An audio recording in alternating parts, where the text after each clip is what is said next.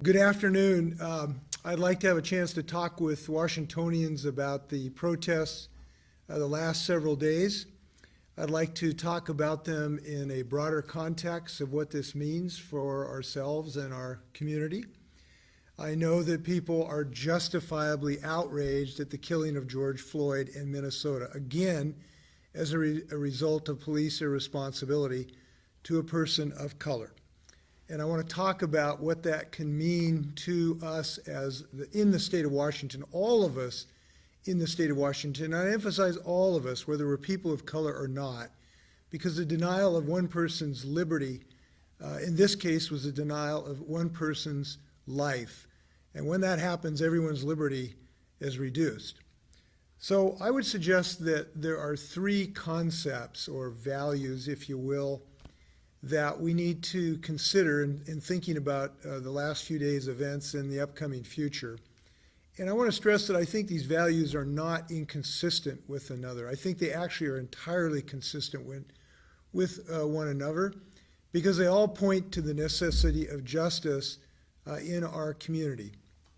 The first concept is that people are reasonably and justifiably outraged at seeing the tragedy that unfolded in Minnesota. There is absolutely no justification for it, and the visceral, strong, and I hope universal revulsion against it is something that should not be minimized. And the ability of Washingtonians to speak out against that, to demonstrate with their feet and with their voices an outrage about that, is not just enshrined in our Constitution, to some degree, is in a sense is a responsibility, because we know that we want change if we're going to have justice. And these folks, the thousands of people who were peaceably demonstrating, were asking for both. And it is something enshrined in our Constitution, the ability to petition one's government for redress of grievances is actually a constitutional right. And we ought to respect that and understand it in that context. But that concept is not inconsistent with the second value proposition, which is that violence and destruction has no place in this. It is not productive, and it is not constitutionally protected. The fact that people started fires that endangered human life in Seattle a couple nights ago, totally unacceptable, not constitutionally protected. And we know that many of the people who were peaceably demonstrating were urging those people to knock it off, sometimes to no avail. So we know that those folks need to be criminally prosecuted as appropriate, and they will be.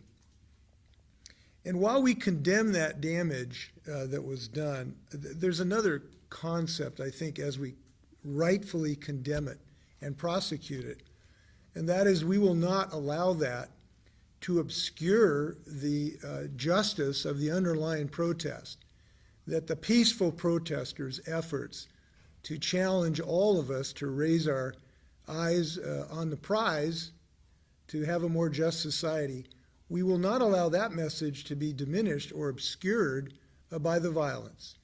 We just can't allow violence to hijack peaceful protest, and I think that's something we all need to hew to.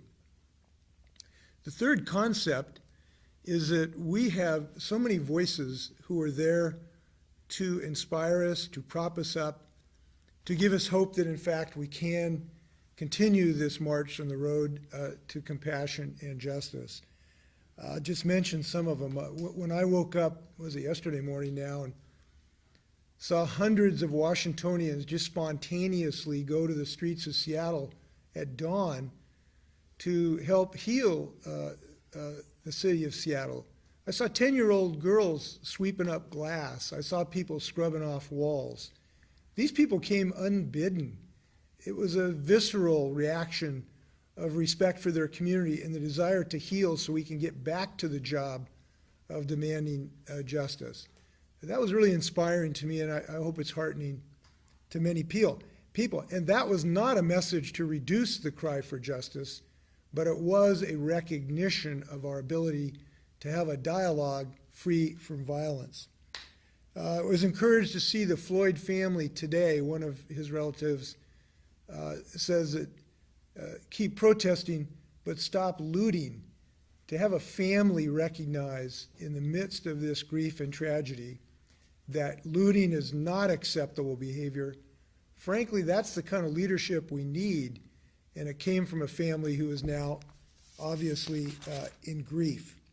So in the midst of this heartache and tension and concern, I think there are many voices in our state that can help call us to demand change, demand it in a way that respects our individual rights, and really does believe that we can improve our state. And I believe all three of those things can happen. We know we need more education about racism in this country. We know that many of us, myself included, have not been able to experience what people of color go through every day in our society, and we've got to continue to focus on that individually as well as from a public organizational standpoint. I think that's an important part of this component as well. I want to give you just a little description of what the state's involvement was to try to protect people's right to peaceably protest while simultaneously reducing the risk to our health in the state of Washington. We had a request from the city of Seattle at 3 o'clock day before yesterday to render assistance from the National Guard. We effectively, immediately effectuated that with the help of Major General Brett Daugherty, who's on the line to answer questions. As you know, when guards, men and women, are activated, they have to leave their families and leave their jobs and come to a muster point. They did that, and they were actually on the streets. Usually it takes 24 hours to do that, but they were on the streets of Seattle that evening. It was a very rapid response, and we're appreciative of that. My understanding is that they helped guard critical infrastructure to reduce the property damage. We appreciate them. They are neighbors. And the reason I say that is the members of the Guard are not some occupying force. They literally are our neighbors who put aside their families and come serve in a moment's notice, as they did the day before yesterday, and are continuing to do so. We increased the number of people. That was an initial 200 people. We've increased that, and as of last night, even sent some of the members of the Guard to Bellevue at the City of Bellevue's request. The state had also put into action about 200 members of the Washington State Patrol. They were on duty assisting the Seattle Police Department, both on traffic efforts and try to replace some of their coverage in their general duties. We appreciate both of the patrol and the Guard for their service. I should stress that the Guard are unarmed peacekeepers. They are there to help support the local community. So we're doing no different. Their service is no different than is provided during fire seasons or what they're doing for our COVID-19 response. In fact, I was told that some of the guards that were on the streets of Seattle the other night are helping us in our contact tracing against the COVID-19 virus. These folks do double duty. And the way this works is that the Guard will respond when local leaders request it. So this is very much something that is requested first by the local communities, and the state then renders that assistance. I want to mention something that I think is clear to us, is that this has been a hard time for the state of Washington, and it's been the hardest for some of these communities of color. The health and economic impacts of COVID-19 have fallen disproportionately on communities of color. And I hope as we recover both from COVID and as we continue to seek justice, we can find ways to reduce that impact that has been disproportionate. I do believe we are going to make progress on this together because we all understand our responsibilities. And that is multiple. It's not just on the politicians. It's on all of us as we come together. Now, if I can just close a comment, I think our country needs leadership right now, and that leadership comes in all sizes and packages. But I'll just share something that's always been an inspiration to me of a moment of leadership. It was the night that Martin Luther King was assassinated. And as I recall, my dad came and told me about that. And there's something that has always stuck to me that night, that Robert Kennedy that night was before a crowd of, I believe, predominantly a black audience, and he had to share the news of what happened to Martin Luther King. And obviously that was something that would have the most profound emotional response to all of us in the nation, particularly that audience. And I just want to share what he said, because it's the kind of leadership that I hope can inspire us all. So this was a night in 1968. This is what Kennedy said. What we need in the United States is not division. What we need in the United States is not hatred. What we need in the United States is not violence or lawlessness, but love and wisdom and compassion towards one another, and a feeling of justice towards those who still suffer in our country. I don't think I could say it any better.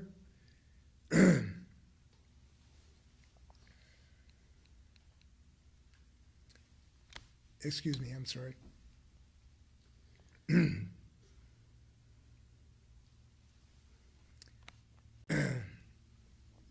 Excuse me.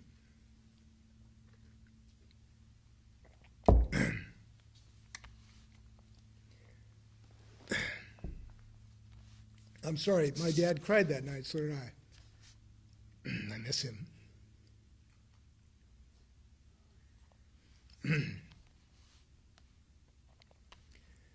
Okay, well, one last thing. Tomorrow we will issue an extension of our eviction moratorium that is set to expire Thursday.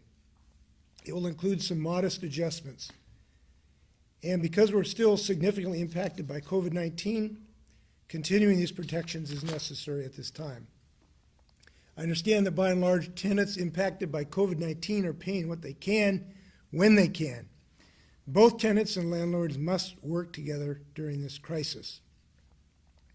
The extension of the moratorium encourages increased communication between tenants and landlords to achieve a smoother transition. And I'll continue to work with our partners in the legislature and otherwise to see that we continue that. With that, eager to stand for questions. First question comes from Rachel Levesey. Governor, can you speak further to the president's comments today on his call with governors, where he said many governors will boost in their response to non-peaceful protesters, and also referring back to COVID in the state, will ongoing protests change the state's COVID strategy? In regard to COVID, I would say no, with this exception. I think it has, or hopefully will, illuminate the need to have all our efforts to be inculcated with the desire to reduce inequity that we have in our state. And that inequity is profound. It predated COVID, but the COVID virus has illuminated those differences. The infection rate for black people in our state is well above the per capita rate. The same is true for Hispanic members of our community. And that ought to be a signal call for us to look for opportunities to reduce inequity in our society in a whole host of issues. We have done what we can in that regard. We've certainly done things in the agricultural labor safety issue, where so many Hispanic workers have been subject to this virus. And our efforts to reduce that infection rate is certainly a just thing to do, as well as a healthy thing to do. The economic impacts has fallen disproportionately on the black community, who have suffered more in job loss, in many of our service industries and otherwise. So fundamentally, our efforts will continue the same strategy, but I'm hopeful that it will give added emphasis of the things we will do to be supportive of people. And if I may, just for a moment, this is beyond the scope of your question, but I do want to say this. We know about how visceral this tragedy is of this killing in Minnesota, but there are so many other things that we need to address because of racial inequity in our society. Certainly the economic inequities are profound and persistent. The educational opportunities still are disparate. The need for early child education is not fully fulfilled. The disparate access to mental health and physical health are things we need to continue. This is one of many of the things we need to address in our society if we're going to have a truly just and equitable society. And I do believe what we've seen in this outpouring of anger is not just because of this disparity, but the larger disparities that we have to commit ourselves to really to be that blessed community that Martin Luther King spoke of. So out of this, if this helps us continue this march to economic justice that Martin Luther King spent the last years of his life addressing, I hope that will succeed. And COVID-19 will be just part of this. The president's comments, leadership looks like Robert Kennedy and his comments. And I have to say that the comments by the president have not been in that vein. They have been rooted in a desire to fan the flames of division rather than to call us to a higher purpose. And I have to tell you, governors were shocked at his comments today. I think they are more like rants of a very insecure man than a person asking us to find the better angels of our nature. And I think the most helpful thing the president could do at this point is to enjoy silence and let governors do the great work and very tough work they're doing.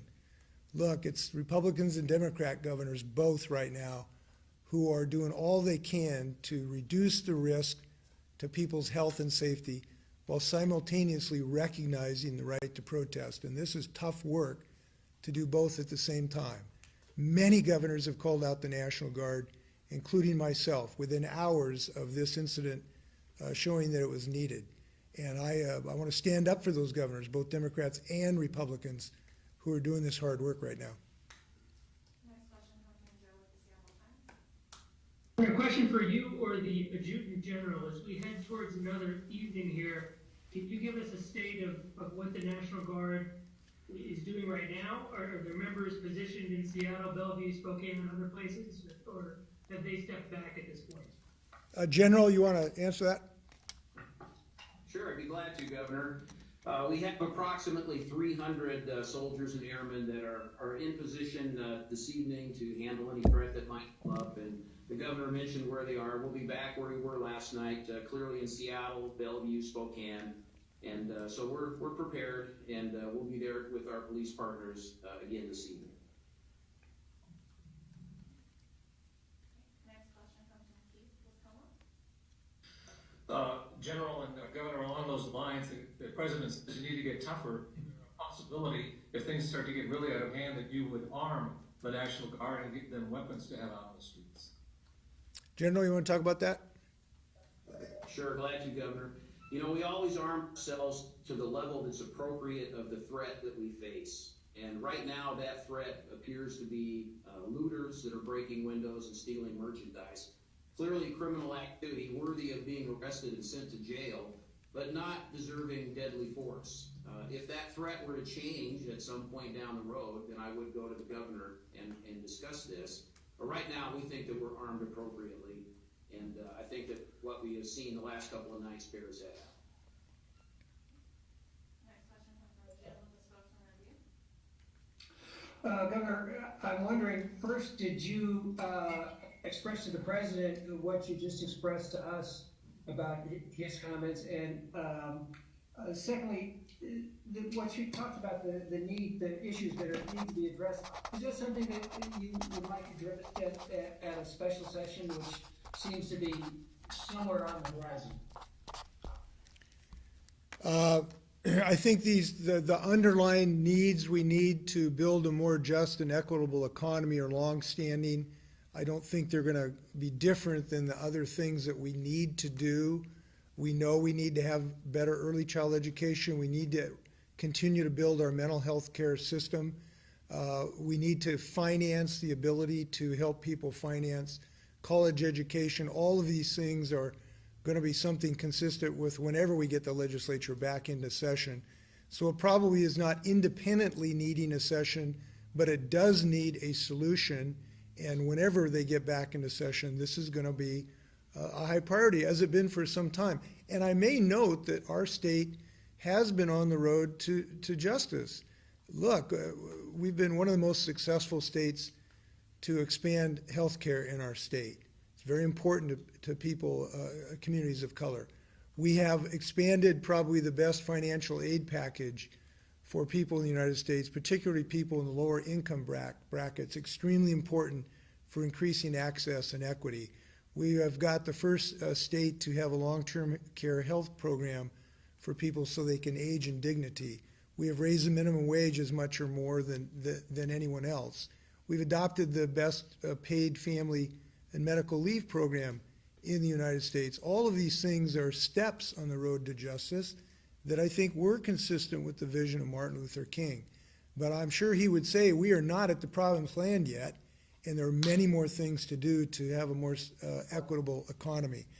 On your issue about the president, I did not respond to him. I did not think it would be productive. I think he knows where we're coming from, and I think that my sentiments are shared by the vast majority of governors who are astounded by that ranting of the president today. Next question comes from Essex with Cairo. Yes, Governor, a question for you and a question for the general. First for you to follow up on what might take place in a special session. Is there anything, knowing the need for justice, is there anything in the special session that you would do to assure that the interactions between police and people of color are just? And can you really protect some of those social services that you talked about now with a declining economy because of COVID? For the general,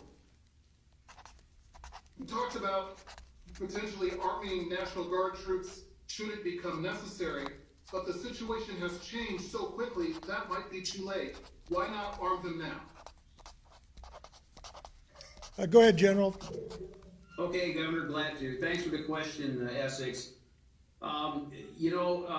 We're pretty flexible in what we do, and besides that, we're surrounded by fully armed police officers there. We're not there just by ourselves. If we were all by ourselves, perhaps we would go to the governor and request that we be armed. But the police have got enough weapons on site there to do what needs to be done if the threat was to get worse. And I always look at this as the risk versus the reward. And the risk right now of an incidental shooting, I think, just outweighs the value of having people armed right now, especially when we have our police partners fully armed.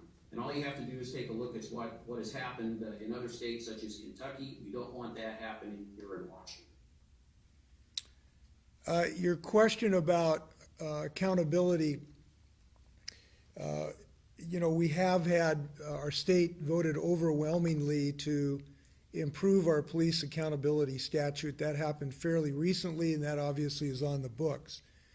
We also have improved our training to train police officers in de-escalation techniques so that they can try to reduce the potential of violence, to try to calm the waters when they roll up to a scene.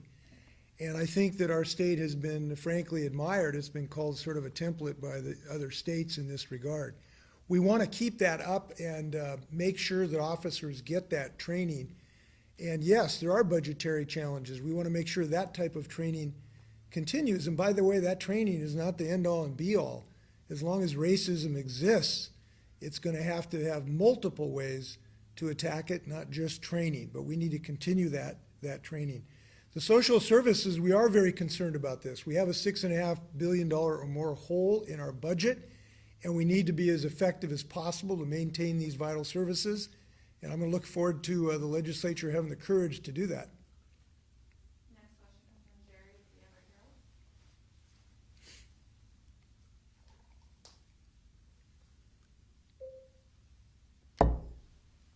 Jerry, are you there? Jerry, at the Herald?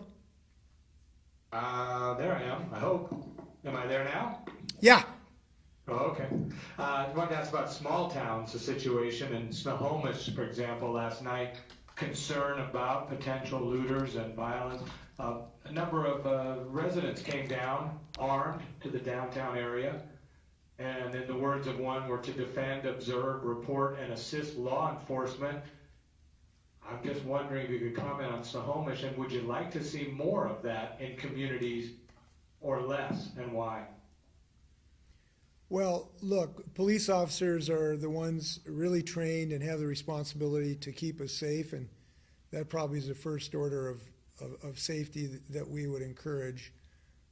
Look, we want to keep people from loss of life. If it's small comfort, there was no loss of life the last couple nights. That's a good thing. That's the one thing we can't replace. And I just encourage people to recognize that's the highest order of business, and be safe. Keep yourself safe. That's what I would say. General, do you have anything to add to that? Sure, Governor. I would just ask people to remain calm and please don't run around with weapons. Let's just keep our heads level and on our shoulders and work our way through this. But we're not armed because we don't want somebody shot by accident. And the more weapons there are at a site, the more likely you are to have an accidental shooting. The police have got the weapons. The governor is absolutely correct. They're the right people to have the weapons. And the rest of us just need to take it easy. So please, just everybody calm down, leave your weapons at home, peacefully demonstrate as much as you want to, but let's not make this a situation that is worse than it has to be. That's my 2 cents. By the way, we want to thank our police officers and our fighters. I saw firefighters rolling right up to burning cars when there was all kinds of chaos going on, and that takes some gumption. We want to thank them for that. Time for a few more questions. Next question comes from Hannah with Fire Radio. Hi, Governor. I'm down here in Seattle where several hundred people are already gathered for another protest night, so far peaceful. We heard early on from some of these people that they were upset that local leaders didn't come out and speak earlier about what happened to George Floyd. So I'm curious about your take on that. And then also, how concerned are you about COVID and spreading in a second peak, given these protests we've seen in the last several days? Well, look, I think people know how important it is. COVID's not going away while we're dealing with our other challenges. So we really encourage people to be safe for themselves and the people around them. You know, if you wear masks, you are protecting the protester next to you. Please protect the protester next to you. And to do that, it involves wearing a mask. And I hope people will do that and distance as much as you can. We just hate the thought of peaceful protest that is legitimate in protesting an outrage in Minnesota could end up in fatalities due to a virus in Washington state. So we hope people will be mindful of that. Look, I don't know about others. I've spoken out against this. The outrage is palpable in this regard, and it cuts close to our heart. I kind of broke down a few minutes ago because I remembered the night violence took Martin Luther King, and I think all life ought to be preserved. That's why I'm speaking out. Next question comes from Jim with the News Tribune. Governor, I was wondering what your thoughts are on what the congressional response should be to all this. There's been some talk about requiring the Department of Justice to investigate bias-motivated crimes at the federal level rather than referring cases to states and localities. I haven't thought through that, to be honest with you. I think the most obvious thing that Congress could do is help the local communities deal with these threats by helping us financially. This costs the counties and the cities and the state pretty significant amounts of dollars to have law enforcement, firefighters, transit officials to do extra duty. And one of the things the federal government could do and the president could do is to pass the bill that has already passed the House of Representatives to help these local counties and states fill these giant holes we have in our budgets because of COVID-19. And now this. That's the most obvious thing that I can think of. Now, as I've said, we've made some improvements in the recent past in our state, and we're alert to other suggestions, by the way. We are going to be having a dialogue on this with multiple communities. I was in a discussion yesterday with leaders in the black community. I'm having 2 more this afternoon, and we're open to ideas in this regard, both federally and state. So stay tuned. Maybe somebody will have some more ideas. Last question. Last question comes from Carolyn with the South Seattle Emerald. Hi, yes. I wanted to double back a little bit. How does the state plan plan to enforce pre-existing laws regarding police misconduct, given the number of eyewitness reports and video evidence showing officers instigating violence against peaceful protesters, including macing at least one child in Seattle? Will the Attorney General be involved in investigating this? Well, you need to ask the Attorney General, but I am confident there's going to be thorough investigation. The mayor made that clear. There may be multiple ways to look at those incidents. And I know that we will get to the bottom of any potential argument that there was inappropriate conduct. That's very important to the success of this mission, and I know that'll get done.